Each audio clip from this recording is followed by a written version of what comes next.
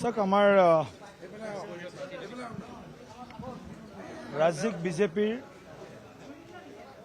নিৰ্বাচন সমিতিৰ বৈঠক আজি অনুষ্ঠিত হ'ল আৰু ইতিমধ্যে আমাৰ দলৰ যি পৰম্পৰা সেই পৰম্পৰা অনুসৰি আমি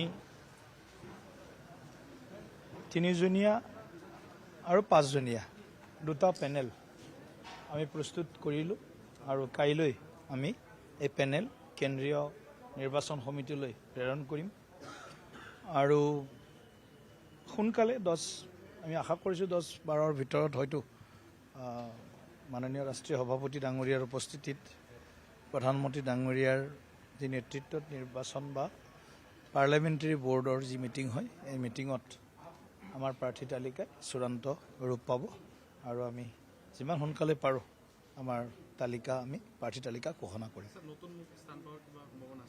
বিজেপিত য'ত দেখি আছে তেওঁলোকৰ মাজৰে পাব, বিজেপিত দেখাবিলাকৰ ভিতৰতে পাব। বিজেপিত যাক দেখি আছে তেওঁলোকে পাব, বিজেপি দলত দেখি থকাসকলে।